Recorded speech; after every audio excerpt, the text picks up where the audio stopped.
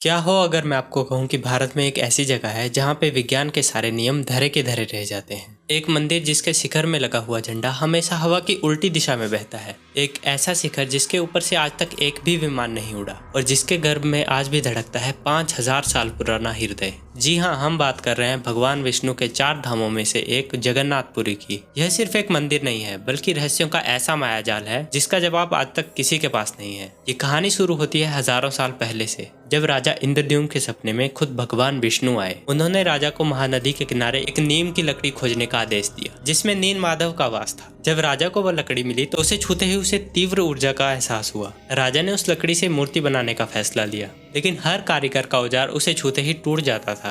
तब एक बूढ़े कारीगर के रूप में स्वयं विश्वकर्मा आए। उन्होंने राजा के सामने ये शर्त रखी कि मुझे 21 दिन तक एक कमरे में बंद कर दिया जाए। अगर किसी ने भी दरवाजा खोला तो मैं ये कार्य छोड़ के चला जाऊंगा। 15 दिन बीत गए लेकिन कमरे के अंदर से बिल्कुल भी आवाज नहीं आई।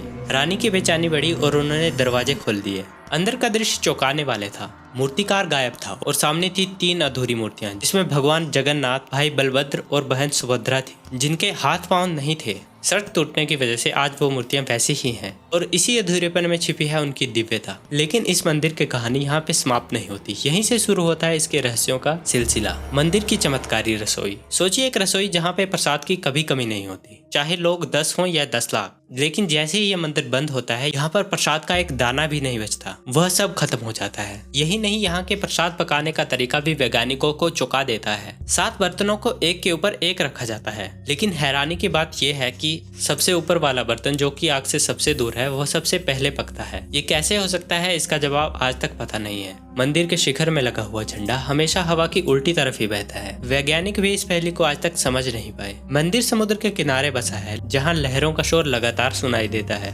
लेकिन जैसे ही आप मंदिर के मुख्य द्वार में प्रवेश करेंगे, लहरों का शोर आना एकदम से बंद हो जाता है। आपको एक अजीब सा सन्नाटा सुनाई देगा, लेकिन जैसे ही आप उसी दरवाजे के एक कदम पीछे आ जाएंगे, लहरों की गर्जन आपको फिर से सुनाई देने लगेगी। ध्वनि विशेषज्ञ भी आज तक इस रहस्य को समझ नहीं पाए, लेकिन जगन्नाथपुरी का सबसे बड़ा रहस्य हर 12 साल में एक बार बाहर आता है। इस रस्म को नव कलेवर कहते हैं। इस रात पुरानी मूर्तियों को बदलकर नई मूर्तियां स्थापित करते हैं। उस रात पूरे शहर की बिजली काट दी जाती है। मंदिर को सीआरपीएफ के जवान घेर लेते हैं। किसी को अंदर जाने की इजाजत नहीं होती, सिर्फ मुख्य पुजारी अंदर जाता है, जिसकी आंखों में पट्टी और हाथ में मोटे मोटे दस्ताने होते हैं। उसे भी नहीं पता कि ये क्या है। तो सवाल ये है कि उस अंधेरी रात में आंखों में पट्टी बांधे पुजारी आखिर किस चीज को छूता है? वो क्या है जिसे दुनिया की नजरों से छुपाया गया है? इस सवाल का जवाब हजारों साल पुरानी आस्था से आता है। एक जवाब जो कहता है कि ब्रह्म पदार्थ स्वयं भगवान श्री कृष्ण का जीवित हृदय है, वही हृदय जो श्री कृष्ण की मृत्यु के बाद भी धड़कता रहा, जो आज भी जीवित है, अपनी ऊर्जा से इस पूरे मंदिर को चला रहा है। लेकिन अगर ये कहानी का सिर्फ एक पहलू हो तो क्या हो अगर ये कोई देवीय अंग नहीं बल्कि एक देवीय मशीन हो? आधुनिक शोधकर्ता इसी ओर इशारा करते हैं। उनकी थ्योरी आपके होश उड़ा देगी। उनका मानना है कि ये ब्रह्म पदार्थ एक प्राचीन अलौकिक आर्क रिएक्टर है, एक ऐसा पावर सोर्स जिसकी टेक्नोलॉजी आज के विज्ञान से भी मीलों आगे है। अगर आप इस थ्योरी के नजरिए से देखें, क्योंकि लकड़ी ही वो इंसुलेटर है जो इस रिएक्टर की एनर्जी को काबू कर सकती है।